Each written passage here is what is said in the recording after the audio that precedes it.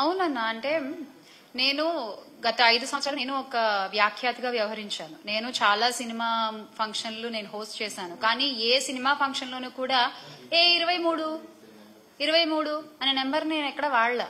నాకు తెలిసి ఎవరు వాడలా. కానీ ఈ రోజున ఏమైపోయిందంటే ఒక్కొక్కళ్ళకి వెటకారం అయిపోయింది. ఏమవుతుందిలే, ఏం చేస్తారులే అని చూసుకుంటున్నారు. కానీ ఈ రోజున కాకపోతే ఇక్కడ ఒక విషయం చెప్పాలనుకుంటున్నా నేను, వీళ్ళు చేసేటువంటి వెటకారపు మాటలకి, వీళ్ళు మాట్లాడేటువంటి ఆ వాగుడికి పాపం 100 మంది పనిచేసినటువంటి ఆ సినిమా చచ్చిపోతుంది. అది తప్పు కదా. వీళ్ళేదో వీళ్ళ పర్సనల్ ఈగోస్ కి వీళ్ళు మాట్లాడేస్తే స్టేజ్ లెక్కేసి ఎంత మంది ప్రొడక్షన్ బాయ్ దగ్గర నుంచి ప్రొడ్యూసర్ వరకు కొన్ని 100 కుటుంబాలు ఒక సినిమా మీద ఆధారపడి ఉంటాయి, ఒక సినిమా నుంచి వచ్చే డబ్బు మీద ఆధారపడి ఉంటాయి.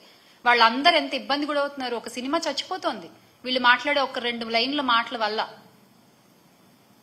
అది ఖచ్చితంగా తప్పే. ఎండ్ ఆఫ్ ద డే సినిమాని సినిమాలాగా చూడాలి, సినిమా బతకాలి, దానివల్ల కొన్ని కుటుంబాలు బతకాలి. ఒక సినిమా ఇండస్ట్రీ నుంచి వచ్చిన అమ్మాయిగా నేను కోరుకునేది అదే.